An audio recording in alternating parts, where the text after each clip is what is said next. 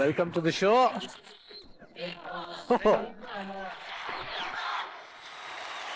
ಏನೋ Niranjan, Bigg Boss ಮುಗಿದ್ರು Bigg Boss ಯಾಕೋ ನಮ್ಮನ್ನೆಲ್ಲ ಬಿಡಂಗ್ ಕಾಣಿಸ್ತಾ ಇಲ್ಲ. ಯಾಕೆಂದ್ರೆ ನಾನ್ ಗೆಲ್ಲಿಲ್ಲ ಅಂತ ಬಿಗ್ ಬಾಸ್ ತುಂಬಾ ಫೀಲ್ ಅಲ್ಲಿ ಇದಾರೆ. ನೀವು ಗೆಲ್ಲಿಲ್ಲ ಅಂತಲ್ಲ, ಗೆದ್ದಿರೋ ಕ್ಯಾಂಡಿಡೇಟ್ ಅಲ್ಲಿ ಇದಾರೆ ಅಂತ. ಅಷ್ಟು ಮಾತ್ರ ಅಲ್ಲ ಸರ್, ಇವತ್ತೊಂಥರ Maja Bharat mini Bigg Boss ಆದಂಗಾಗಿದೆ. ಸೀರಿಯಸ್ಲಿ ಇಲ್ಲಿ ನೋಡಿ, ಒಂದ್ ಲೈನ್ 4 ಜನ. ಅಲ್ಲೊಂದು ಓಕೆ, ಎಲ್ಲ ಇಲ್ಲಿ ಬಿಗ್ ಬಾಸ್ ಮಯವಾಗಿ ಹೋಗಿದೆ ಇವತ್ತು. ಎಲ್ಲರಿಗೂ ಬಿಗ್ ಬಾಸ್ ಮಜಾ ಭಾರತದ ಮನೆಗೆ ಸ್ವಾಗತಿಸುತ್ತಾರೆ. ಬಿಗ್ ಬಾಸ್ ಕಡೆ ಮಾತಾಡ್ತಿರೋದು ತಿರ್ಗಾ Bigg Boss. Bigg Boss Niranjan, ಹೇಳಿ ಬಿಗ್ ಬಾಸ್. ಅತಿಯಾಗಿ ಮಾತನಾಡಿರುವ ನಿಮ್ಮ ಈ ತಪ್ಪಿಗೆ ಈ ಸಂಚಿಕೆಯಲ್ಲಿ ಮೌನವಾಗಿರಬೇಕೆಂದು ಬಿಗ್ ಬಾಸ್ ಆದೇಶಿಸುತ್ತಿದ್ದಾರೆ. ಆಯ್ತು Bigg Boss. Sheetal, Bigg Boss ಇಷ್ಟು ಸಂಚಿಕೆಗಳಾದರೂ ಎಲ್ಲರ ಮಾತಿನ ಮೇಲೆ ಓವರ್ಲ್ಯಾಪ್ ಮಾಡುವ ನಿಮ್ಮ ತಪ್ಪಿಗೆ ಒಂಟಿ ಕಾಲಲ್ಲಿ ನಿಲ್ಲಬೇಕಾಗಿ ಬಿಗ್ ಬಾಸ್ ಆದೇಶಿಸುತ್ತಿದ್ದಾರೆ.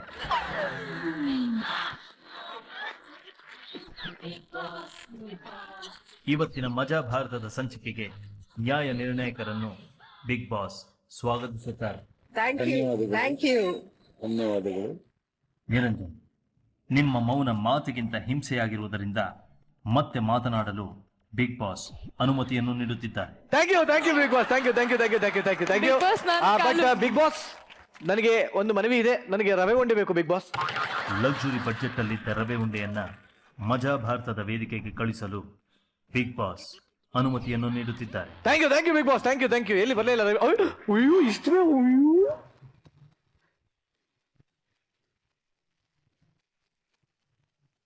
ಎಸ್, ನಾನು ರವೆ ಉಂಡೆ ತರಿಸಿದಕ್ಕೆ ಒಂದು ಕಾರಣ ಇದೆ. ಯಾಕೆ ಅಂತಂದ್ರೆ ನಮ್ಮ ವಿಜಯ್ ರಾಘವೇಂದ್ರ ಅವರಿಗೆ ರವೆ ಉಂಡೆ ಅಂದ್ರೆ ಪಂಚಪ್ರಾಣ. ನಿಜ ತಾನೆ? ಹೌದು, ರವೆ ಉಂಡೆ ಇಷ್ಟ. ಹಾ, ನಮ್ಮೂರು ಗಾಜನೂರಲ್ಲಿ ಮಾಡೋ ರವೆ ಉಂಡೆ ಇಷ್ಟ ಅಂತ. ಇದು ಅಲ್ಲೇ ಗಾಜಲ್ ಮಾಡ್ರಿ ಅದು. Thank you. ರವೆ ಉಂಡೆ ನಮ್ಮ ಕಡೆಯಿಂದ ರವೆ ಉಂಡೆ ನಿಮಗೋಸ್ಕರ ತರಿಸಿದೀವಿ. ಒಂದೇ ಒಂದು ಸಿಹಿ ಮಾಡ್ಕೊಂಡು ಶುರು ಮಾಡೋಣ. ದಯವಿಟ್ಟು ಒಂದೇ ಒಂಚೂರು ತಗೊಳ್ಳಿ. ಖಂಡಿತವಾಗ್ಲು ಹೋದ ವರ್ಷ ಮಾಡಿದ ರವೆ ಉಂಡೆ ಇನ್ನೂ ಫ್ರೆಶ್ ಆಗಿದೆ. ನಮ್ಗೆ ಅದೇ ಸಂತೋಷ. ಹೌದು, ಆಕ್ಚುಲಿ ಫ್ರೆಶ್ ಆಗಿದೆ. ಬಟ್ ನಿಜವಾಗ್ಲೂ ವಿಜಯ್ ರಾಘವೇಂದ್ರ ಅವರ ಒಂದು ಕನಸು ಸ್ಪಂದನ ಅವರು ರಿಯಲ್ ಲೈಫ್ ಅಲ್ಲಿ. ಇನ್ನೊಂದು ಕನಸು ಯಾವ್ದು? ನನ್ನ ಮಗ, ನಿಮ್ಮ ಮಗ ಶೌರ್ಯ. Very nice. ಶೌರ್ಯ ಅವರು ಹಾಗೂ ಸ್ಪಂದನ ಅವರು ಈ ಕಾರ್ಯಕ್ರಮ ನೋಡ್ತಾ ಇದ್ದಾರೆ. ನಿಮಗೂ ಕೂಡ ಇಲ್ಲಿಂದನೇ ಒಂದು ವಿಷಯ ಹೇಳ್ತಾ ಇದೀವಿ. What a nice husband you have and what a nice dad you have. Oh my god. Thank you.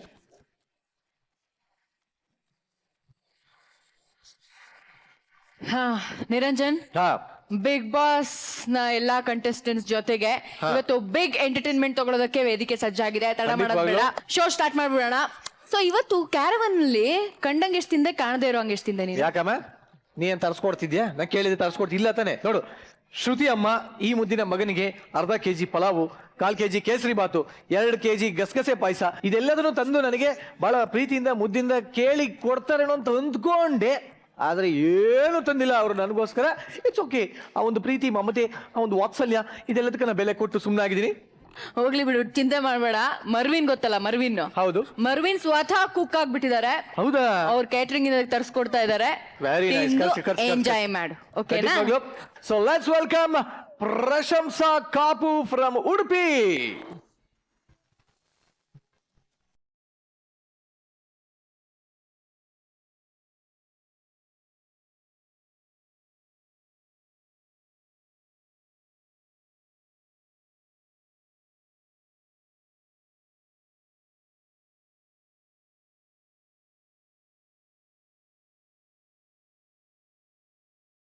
ಬಹಳ ವರ್ಷದ ನಂತರ ನನ್ನೊಂದು ಕ್ಯಾಟ್ರಿಂಗ್ ಸಕ್ಸಸ್ ಮಾಡಿಕೊಟ್ಟಿದ್ಯಾ. ಬಾಂಬೆಯ ದನಿ 8 ಲೇಡೀಸ್ ಬಾರ್ ಇದೆ. ಇವತ್ತು ಸೆಟಲ್ಮೆಂಟ್ಗೆ ಬರ್ತಾ ಇದ್ದಾರೆ. ಅವ್ರದ್ದು ಮಾತ್ರ ಫಂಕ್ಷನ್ ಅಲ್ಲ, ಇನ್ನು ಮುಂದಕ್ಕೂ ಅವ್ರ ಮನೆಯದು ಎಲ್ಲ ಫಂಕ್ಷನ್ ನಮಗೆ ಬರುವಾಗೆ ಮಾಡಪ್ಪ. ಸ್ವಾಮಿ ದೇವರೇ, ಎಲ್ಲ ನಿನ್ನ ಮೇಲೆ ಭಾರ ಇದಾಗ್ತೇನೆ.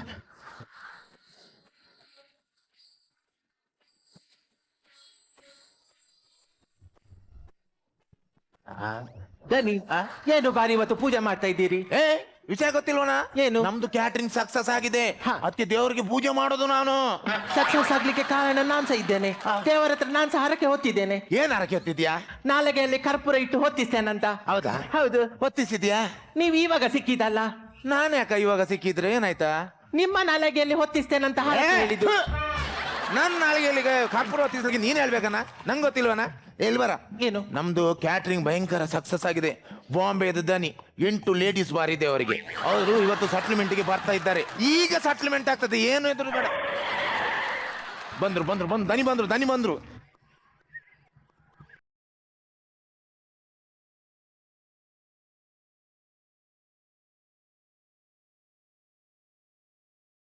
ಆ ಮೀರಾ ರೋಡಿಂದ 4 ಜನ ಕುಣಿಯೋರನ್ನು ಅಲ್ಲಿ ಸಾಯಿನಿಗೆ ಕಳಿಸಿ.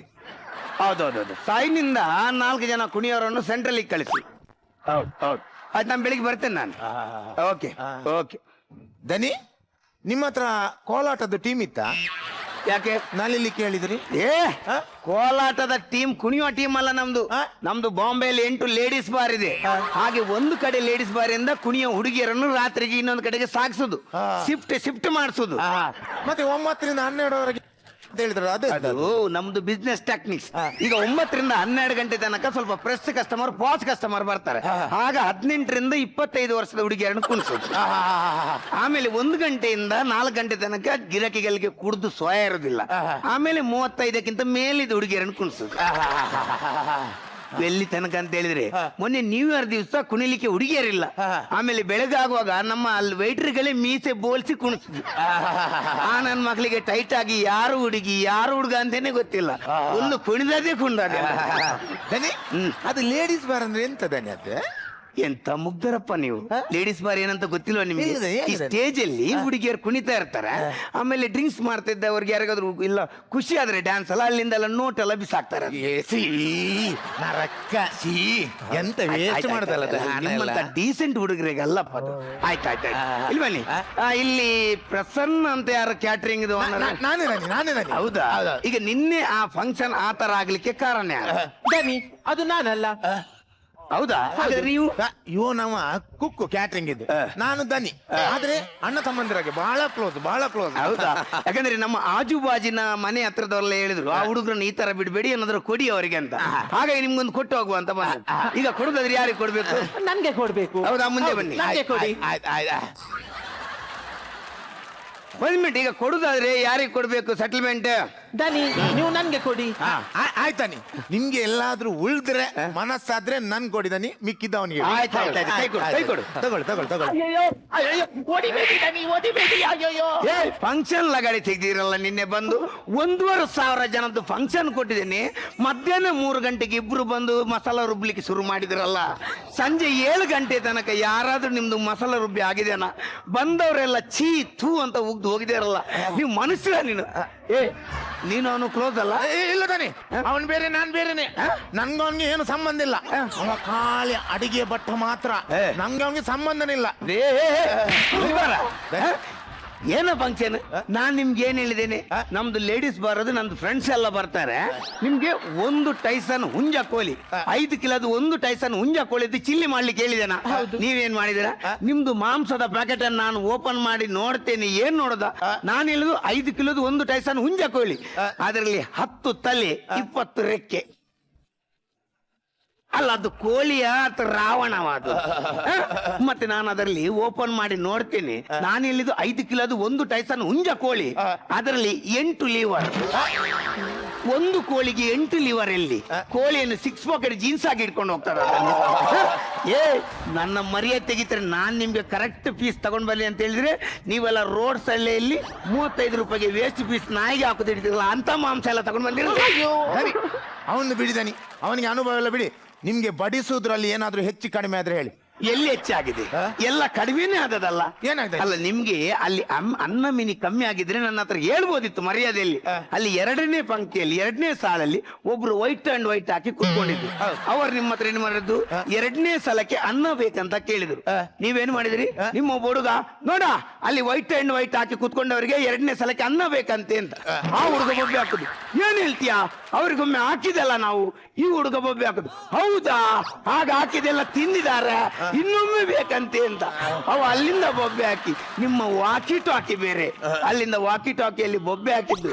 2ನೇ ಸಲ ಅನ್ನ ಕೇಳಿದ್ದು ಒಂದು ಮರ್ಡರ್ ಮಾಡಿದಾಗೆ ಆಗ್ತಾ ಇಲ್ಲಪ್ಪ. ಅಲ್ಲಿ ಇದ್ದವ್ರು ಬದ್ದವರೆಲ್ಲ ಆಚರಣೆಯನ್ನೇ ನೋಡಿ ಸಾಯ್ತಾರಲ್ಲ. ದನಿ, ಆ ಜನ ನಿಮ್ಮ ಹತ್ರ ಏನಾದ್ರು ಹೇಳಿತಾ? ಆ ಜನ ನಿಮ್ಮ ಹತ್ರ ಏನಾದ್ರು ಹೇಳಿತಾ? ಆ ಜನ ನನ್ನ ಹತ್ರ ಹೇಗೆ ಹೇಳುದು? ಆ ವೈಟ್ ಅಂಡ್ ವೈಟ್ ಆಗಿ 2ನೇ ಸಲ ಅನ್ನ ಕೇಳಿದ್ ನಾನೇ ಅಲ್ಲ ಮಾರ್ರೆ. ನಾನು 1,500 ಜನದ್ದು ಫಂಕ್ಷನ್ ಮಾಡಿ 1,50,000 ಲಕ್ಷ ಬಿಲ್ಲು ಕೊಡುವ ನಾನು ಒಟ್ಟಿಗೆ ಒಂದು 2ನೇ ಸಲ ಅನ್ನ ಕೊಡಿ ಅಂತ ಕೇಳಿದಕ್ಕೆ ಒಂದು ಮರ್ಡರ್ ಮಾಡಿದಾಗೆ ಬೊಬ್ಬೆ ಹಾಕಿ ಸತ್ತಿದ್ರಲ್ಲ. ನಾಚಿಗೆಯಲ್ಲಿ ನಾನು ಟವೆಲ್ ತಲೆಗೆ ಹಾಕಿ ಸೀದಾ ಓಡಿ ಹೋದದಲ್ಲ. 20 ರೂಪಾಯಿದು ಗಂಜಿ ಊಟ ಮಾಡಿ ಮನೆಗೆ ಹೋದದ್ದು ನಾನು. ದನಿ, ನೀವು ಮನೆಯವರಾಗಿ ಮಾತಾಡುದಾ? ಅಲ್ಲಿ ನೀರ್ ದೋಸೆ ಶಾರ್ಟೇಜ್ ಇತ್ತು, ಅದು ನಾನು ಮ್ಯಾನೇಜ್ ಮಾಡಿದ್ದೇನೆ. ಅದು ನಿಮ್ಗೆ ಗೊತ್ತಿತ್ತು? ಅದು ಏನೋ ಮಾತಾಡ್ತೀಯ? ನೀರ್ ದೋಸೆ ಶಾರ್ಟೇಜ್ ಅದಂತ ನಾನು ಇವನ ಹತ್ರನೇ ಬಂದು ಹೇಳಿದೆ. ಇವನ್ ಹೇಳ್ದೆ ನಾನೀಗ ನೀರ್ ದೋಸೆ ಮಾಡಿ ತರ್ತೀನಿ ಅಂತ. ಬಕೆಟಲ್ಲಿ ಒಂದ್ ಸ್ವಲ್ಪ ನೀರ್ ಹಿಡ್ಕೊಂಡು ತೋಟದ ಕಡೆ ಓಡ್ದ. ನಾನು ಅಲ್ಲಿ ಹೋಗಿ ಹೇಗೆ ನೀರ್ ದೋಸೆ ಮಾಡ್ತೇನೆ ಅಂತ ಹಿಂದೆ ಹೋದ್ರೆ ಇವನೊಂದು ತೆಂಗಿನಕಾಯಿ ಕಟ್ಟೆಯಲ್ಲಿ ಕುತ್ಕೊಂಡು ಆ ಬಾಲ್ದಿಯಲ್ಲಿದ್ದ ನೀರಿಗೆ ಟಿಶ್ಯೂ ಪೇಪರ್ ಮುಳುಗಿಸಿ ಎಲ್ಲ ಅಟ್ಟಿ ಇಡ್ತಾ ಇದ್ದಾನೆ. ಆ ಒದ್ದೆ ಮಾಡಿದ ಟಿಶ್ಯೂ ಪೇಪರ್ ತಂದು ಅಲ್ಲಿ ನಮ್ಮ ಕ್ಯಾಟ್ರಿಂಗ್ ಹತ್ರ ನೀರ್ ದೋಸೆ ಟೇಬಲ್ ಅಲ್ಲಿ ಇಟ್ಟಿದ್ದಾನೆ. 4-5 ಮುದುಕರು ಆ ಟಿಶ್ಯೂ ಪೇಪರ್ ನೀರ್ ದೋಸೆ ತಿಂದು ಏನು ಮಾತಾಡಲ್ಲ, ಸೈಡಲ್ಲಿ ಹಿಂಗೇನೆ ಕುತ್ಕೊಂಡ್ ಬಿಟ್ಟಿದ್ದಾರೆ. ಆ ಟಿಶ್ಯೂ ಪೇಪರ್ ಎಲ್ಲಿ ಜಾಮ್ ಆಗಿದೆ ಯಾರೇ ಗೊತ್ತು. ನಾನು ಕಲ್ಲು ಹೊಡೆದು ಓಡಿಸೋದ್ರಿಂದ ಆಯ್ತು, ಇಲ್ಲಾದ್ರೆ ಈ ನಮ್ಮ ಮಗ ಅದೇ ಟಿಶ್ಯೂ ಪೇಪರ್ ರೌಂಡ್ ಮಾಡಿ 4-5 ಇಡ್ಲಿ ಬೇರೆ ಮಾಡ್ತಾನೆ ಅವನು. ನಿಮ್ಮಂತ ಮೂರ್ಖರನ್ನು ಕಟ್ಟಿಕೊಂಡು ನಾನು ಫಂಕ್ಷನ್ ವಹಿಸ್ಕೊಂಡಿದ್ದೇನಲ್ಲ. ನಾನು ನಿಮ್ಮಂತ ಯಂಗ್ಸ್ಟರ್ ಗಳಿಗೆ ಯಾಕೆ ಈ ಫಂಕ್ಷನ್ ಎಲ್ಲ ಕೊಡುದು? ಯಂಗ್ಸ್ಟರ್ ಗಳ ಮೇಲೆ ಬರ್ಬೇಕು ಹೇಳಿ. ಮೊನ್ನೆ ನಮ್ಮ ಫ್ರೆಂಡ್ ಇದೊಂದು ಮಗುದು ತೊಟ್ಲು ಹಾಕುವ ಕಾರ್ಯಕ್ರಮ ಇತ್ತು. ಅಲ್ಲೊಂದು ಯಂಗ್ಸ್ಟರ್ ಏನೊಂದು ಕ್ಯಾಟರಿಂಗ್ ವಹಿಸಿದೇನಪ್ಪ. ಎಲ್ಲ ಸುವಾಸನೆ ಘಮ ಘಮ ಘಮ ಘಮ. ಅದ್ರಲ್ಲಿ ನಂಗೆ ಊಟ ಮಾಡ್ಲಿಕ್ಕೆ ಆಗಿಲ್ಲ, ಒಂದ್ ಸ್ವಲ್ಪ ಕಿರಿಕ್ ಆಯ್ತಲ್ಲಿ. ಏನ್ ಊಟ ಏನ್ ಮಾಡ್ಲಿಲ್ಲ? ಅಲ್ಲ, ನಾನು ಹೋದ ತಕ್ಷಣ ಅವ್ರ ಮಗು ಅಂತಂದು ನನ್ನ ಕೈಯಲ್ಲಿ ಕೊಟ್ರು. ನಾನು ಹೇಳಿದೆ ಗಂಡು ಮಗು ಬಾರಿ ಚೆನ್ನಾಗಿದೆ ಅಂತ. ಅದಕ್ಕೆ ಅವ್ರು ಹೇಳಿದ್ರು ಅಣ್ಣ ಗಂಡು ಮಗು ಅಲ್ಲ ಹೆಣ್ಣು ಮಗು ಅಂತ. ನಾನು ಹೇಳಿದೆ ನನ್ಗೆ ಅಷ್ಟು ನಾಲೆಜ್ ಇದೆ, ಮಗು ಗಂಡು ಅಂತ. ಅವ್ರು ಹೇಳ್ದ ಹೆಣ್ಮಗ್ರಿ ಅಂತ. ಒಂದು ಕಾಪಾಡಕ್ ಕೊಟ್ಟೆ, ನನ್ನ ಹತ್ರ ಆಟ ಆಡ್ಬೇಡಿ ಮಗು ಗಂಡು ಅಂತ. ಅದಕ್ಕೆ ಆ ಜನ ಹೇಳ್ತು ಅಣ್ಣ ಮಗು ಹೆಣ್ಣು, ನೀವು ಕೈಯಲ್ಲಿ ಹಿಡ್ದದ್ದು ನನ್ನ ಕೈದು ಕಿರು ಬೆರಳು ಅಂತ.